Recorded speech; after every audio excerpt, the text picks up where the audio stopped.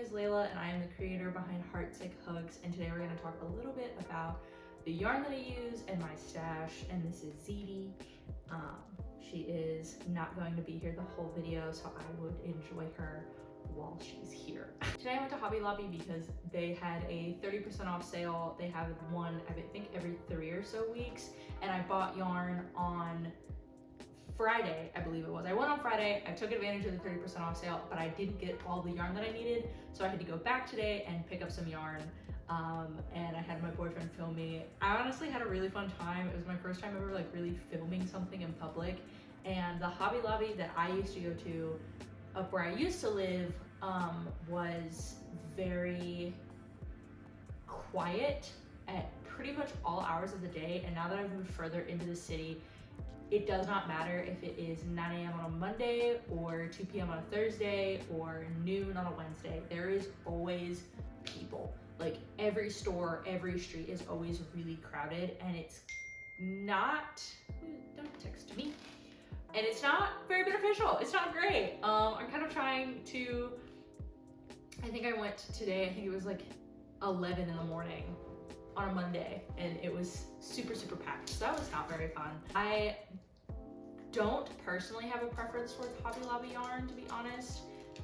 I like their yarn, and I started crocheting with their yarn, so I do have a bit of a bias. When I started crocheting, Hobby Lobby was really one of the only stores that had the 30% off discount and was within walking reach of my house, so that's where I could go to buy yarn. I started crocheting when I was 16 in 2019, I think, and so that's kind of what I got used to. The Michaels, it needs to be said that there has been a very big shift in Hobby Lobby versus Michaels yarn lately, because Hobby Lobby used to have non-scratchy acrylics, I want to say. A lot of the yarn that was at Michaels you could also find at a Walmart for $2 cheaper, and a lot of the acrylic yarn at Michaels was really scratchy and just not very high quality, despite being 100% acrylic. And then at Hobby Lobby, exact same thing, 100% acrylic, but their yarns were a lot softer, and there were more color palettes that I liked and a lot more muted colors. So over the past couple of years, I want to say, yeah, the past 4 years now, I have been pretty much solely shopping at Hobby Lobby and then going to Michaels as the need arises, or if there's nothing else for me to do, or if I'm out of town and a Michaels is on the way. I do want it to be said that I do not agree with Hobby Lobby's values. I do not agree with Hobby Lobby's values, their mission, or their beliefs. I genuinely only started going to Hobby Lobby because it was within walking distance, their yarns were very affordable, and they had color palettes and a lot softer yarn. I need that to be said now. I do not agree with Hobby Lobby, and they're, as a company, not even a little bit. I am a Michaels girly all the way, especially now that in the past couple of months, Hobby Lobby has been downsizing on their yarn. When this started happening, I could not find a single video about it, and I was very stressed out. And I did not, unfortunately, I had a friend who worked there, and she told me that because of Bed Bath & Beyond is closing, Hobby Lobby is bringing in more furniture and really downsizing their yarn. To actually get into what we're doing today, I am planning on starting a series on my YouTube channel called Chit Chat-CROCHET, because I realized that there are not a lot of sit down podcast type of crochet videos. A lot of crochet videos, this could also just be my algorithm, a lot of crochet videos are focused on markets, which is I'm not how dare you, it's fine, it's really not a big deal. I think that there needs to be more. I watch crochet videos when I'm sitting down and crocheting, and I would think that there is definitely a group of people who would also like to sit down and crochet while someone else sits down and crochets. So welcome to my series called Chit Chat-CROCHET. Let me detangle my project here. This has been my purse project for about a week and a half now. If you know me, you know that I will crochet anywhere. I will crochet in my mom's car. I will crochet in my car while my boyfriend's driving. I'll crochet in my boyfriend's car while my boyfriend is driving. I will crochet at doctor's appointments. I will crochet in grocery stores. There is not a single place that I will not crochet. And so because of that, I have my little purse projects, and usually they're beanies or something really small. This is a beanie that I am working on for my grandfather because I just made a yellow one. By the time I post this video, I should have posted something on my Instagram about a yellow beanie I made that for my mom. It was her Halloween present, and I really liked making it. It was so simple, and I got it done in like, I think maybe 3 days, and I was like, this is great. I need to do more of these. So I'm currently making a green one for my grandpa because, as I mentioned earlier, this was supposed to be for my grandpa, but I ran out of yarn. So right now I'm kind of just keeping this in its own, I'm just keeping this as a thing, and then when I think of something to make with it, I will make it, but until that day comes, it's gonna stay like this. I got from Hobby Lobby, I think like a month ago, and I was just sitting on it, and then I was like, this would be good material to make a beanie out of. So I made a beanie out of it, and I really liked it a lot. One skein was enough for my mom, and she's a 5-foot woman, and my grandpa is like 6'2" with a really big head. Love him, but it's true. So I was like, I need to get 2 skeins. So that's what I went back and got today from Hobby Lobby.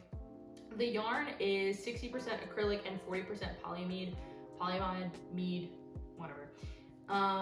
And that is a good combo for beanies because acrylic and polyamide it will stretch, but it will keep its shape, which is like really good for a beanie. It is Yarn Bee in Easygoing is what it's called, and then it's in the color shade Willow. I do not agree. I personally would not call this Willow. Willow would be like a light blue or light purple for me. Oh, whatever. Not my thing. I think it's 100 grams and 175 yards or 160 meters if you're not American.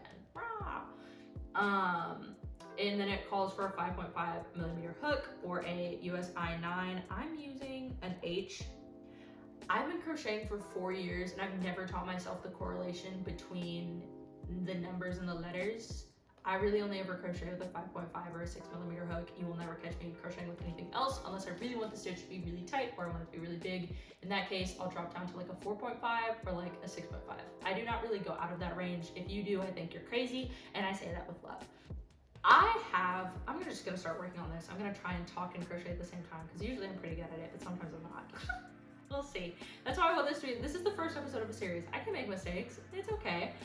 One of the reasons why I have so much acrylic in my stash is because it's cheap, and I think a lot of people talk very badly on acrylic for no reason at all. If you want my honest opinion, I think a lot of people talk about how unsustainable acrylic yarn is because acrylic is made out of plastic. Acrylic yarn is really great for beginners. It is cheap, it is fast, and crocheting should not be a hobby that you start out with buying a lot of stuff. You should not buy, if you want to get started in crocheting, I'll tell you what you need right now. You need a 5.5 millimeter hook, maybe a 6, maybe a 5, anywhere in that 3 number range. Don't buy an expensive hook. They're like 99-cent aluminum hooks at like Joann's and at Hobby Lobby and at Michael's, and get 1 skein of yarn. If you go when Hobby Lobby has a discount, it'll be like $2.99 maybe because it's 30% off, and this skein is $5.49, but their acrylic yarns are like $3.99. That is what you need to do. And I'm gonna say it to you straight because there are so many hobbies out there where you're going to feel like you need to buy so many different things and read so many different books and study and do all these millions of different things to get started, when in reality, crocheting to start out, all you need is hook and a yarn. A skein of yarn is what you need. I think a lot of people can get stuck in that, especially when you're not a beginner anymore. When you're more of an advanced crocheter and you have, like I do, my stash is full of yarn. I have so many different, different types of notions. I have so many different types of darning needles. I have so many different types of, I knit and I crochet. So I have knitting needles, I have crochet needles, I have everything in every different size. I have so many different crocheting bags, like books. I have spent so much money on crochet books and knitting books, especially when I didn't know how to knit. I've spent so much money on knitting books. When in reality, to get started with crochet, you need $5 and a YouTube account. Because I'll tell you one thing. Listen to me now. I'll tell you one thing. It is, if you try to watch a crochet tutorial and they're American, don't listen to it. If you open it up and you hear that American accent, put that video away. Put it away. I learned how to crochet through a YouTube account called Be Cozy. I do not know her name, but I will link her account in the description because she taught me everything I know. I love that woman. okay, the people who taught me how to crochet were Be Cozy is definitely one of them. I want to say Hooked by Robin. I can't remember if she's an American accent or a British accent. Whoops. Okay, but that was later, so it doesn't count. And then TLyarncrafts. I have such a big space in my heart for Tony of TLyarncrafts. I think she was the first person who, like the first YouTube account that I ever stumbled across where I saw someone who looked like myself. Seeing Tony from TLyarncrafts have a crocheting account and be as, like specifically crocheting, not just knitting, like crocheting, and having her be as passionate about it as I was really is what opened the door for me to be able to feel as passionate about knitting and not knitting. Tony really opened the door for someone like me to start crocheting confidently. She opened the door for me to be able to geek out about yarn to people who could not care less, because I finally felt like it is acceptable for me to do this because she is doing it. I don't think I would be here today if it wasn't for Tony from TLyarncrafts, and I have the biggest heart for her in the whole world, and everything that she does and everything that she makes is just amazing. And every video that comes out, I freak out and I like get really comfy and I have to watch it, because genuinely from the bottom of my heart, she's like my idol. I love her so much. Anyways, that being said, it is one of the reasons why I wanted to create my YouTube account as well. Not only just for accountability, but also for the sake of, I want people like me to see me and say, I can do this too. That being said, all of that to go back to, acrylic yarn is not your enemy. Acrylic yarn should never be your enemy. Don't let anyone make you feel ashamed for the materials that you use, especially if you're using like Plarn or something. I don't even want to talk about people who can use Plarn.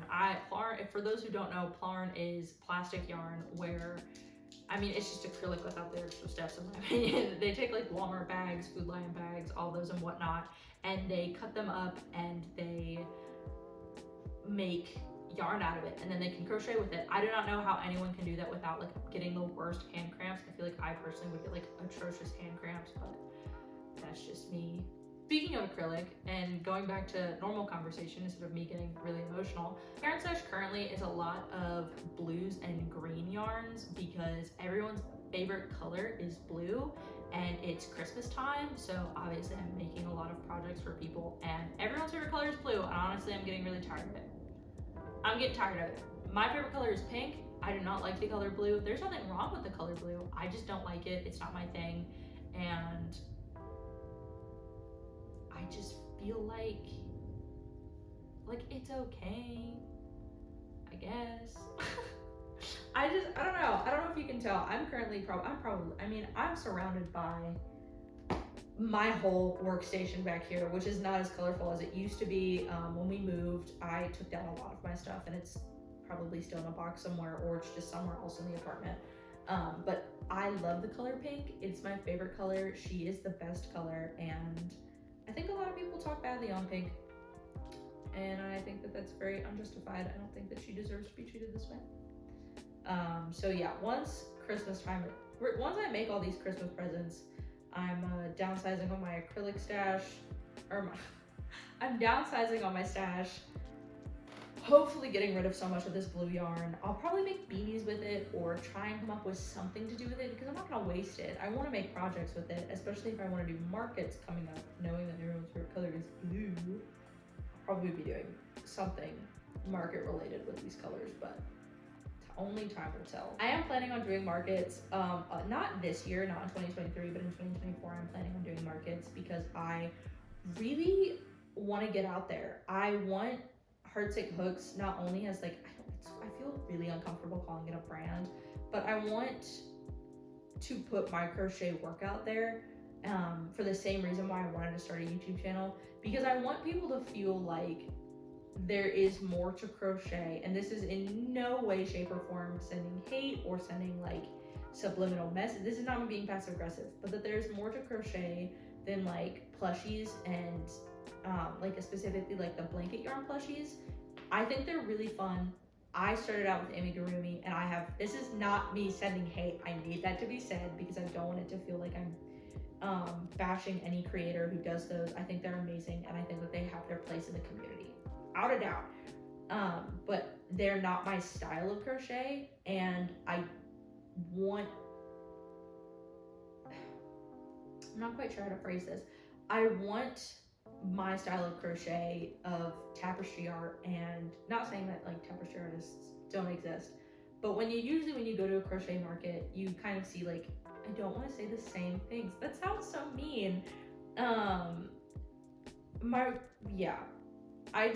want to put different things on the market, and also different plushies.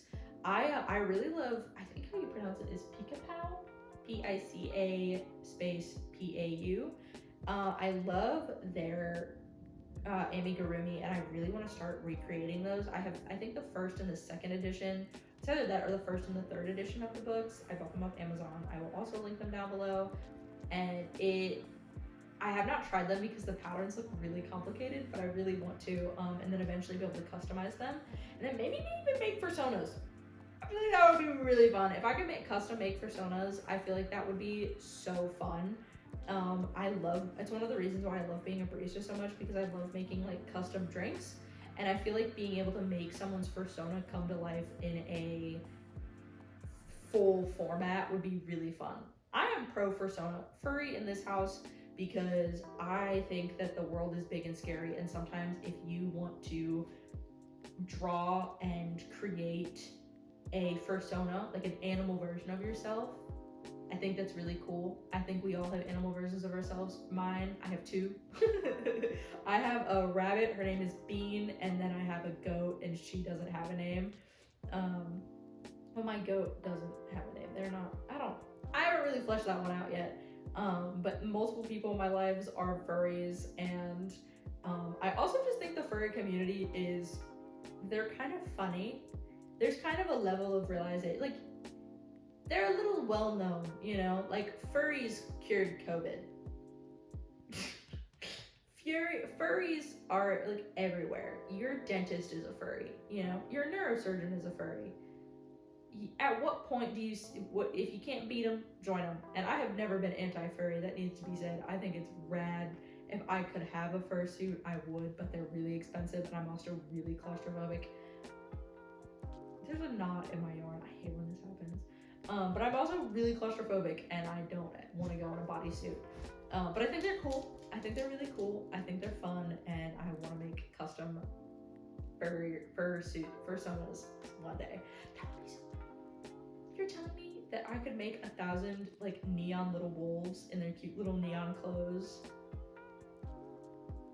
That's a dream. I'm like the other mother from Coraline. I'm like the other mother from Coraline, but with like furries. That's so fun. I think it would be neat. I think it would be neat. Oh my goodness. Honestly, the more that I spend time on camera, the more fun that I have. I think it's also because my end goal of like being on camera is I want this channel specifically to kind of feel like you're on FaceTime with your friend who knows how to crochet and does not talk to you. You can talk to me, but I can't talk to you. You can leave a comment and I can address the comments in the next video. Speaking of comments, I got 2 comments on my last video. One of them was from my really good friend Emily, and I was giggling and kicking my feet. I did not even realize that you found my YouTube account. What are you doing here? It's crazy. It's so fun. And then the second one, I have it written down. The second one is from, I'm going to butcher this, so I'm putting it on screen somewhere as well, because I'm not doing this out of like a bullying way. I'm trying to just, I'm gonna say it. I think it's pronounced, oh my god, it's Lise Verschuren 9097, and I say that with so much love. I'm so sorry. I'm horrible at pronouncing names. And they made my heart so warm when I saw them. I'm going to tag both in the comments or in the description or somewhere, because it was very sweet. Nothing is more encouraging than when you post something, like you're very vulnerable and you post something and you put it out into the world and people say, you did a good job. That feels amazing. That felt really great, and I was really grateful to see that. Come here, come see. Come here, hi. You wanna be on camera, bro? You wanna be on camera, bro? You gotta come here though. You gotta come here, you gotta come snug. You gotta come snug. Okay, okay. If you like this video, please leave a like and comment, and if you would want to subscribe. My goal is to put out like 2 or 3 videos a month. I'm having a lot of fun sitting down and like recording, but also like a lot of the behind the scenes. Like, I'm getting a lot better at editing and recording and feeling more comfortable on camera and like thinking about what to record and making shot lists. I've been watching like so many tutorials and templates, and I'll never forget when someone was like, this is what I use to edit my videos, and it was like $300. I think it's Filmora Cut Pro. Final Cut Pro. It's Final Cut Pro. And then it's just a cheap thing, $300. I was like, okay, I'm using iMovie. Thank you, stop hitting me. But I did buy a tripod. That's what this is on. I bought myself a fun little tripod. I'm having so much fun with it. And yeah, so if you really like this video or if you hated it, you should comment anyways, and I will address those critiques and something of the sort in the next video. Thank you for watching if you've made it this far, and I'm so sorry that I did not crochet a lot in this video. No, don't think about it. Don't think about it. Don't even think about it. I'm so sorry I did not crochet that much. Oh, I'm so sorry I did not crochet this much in this video. But that's why we have the next video, so that I can make it up to you for not crocheting that much in this video. If you crocheted or did some chores or just zoned out into space while watching this, I hope you had a great time doing that. I currently only have one other video on my channel, and honestly, it's okay. But if you want to hear my voice, then I would recommend going and watching that. And I look forward to seeing you guys in the next one. Bye. Say bye, piggy.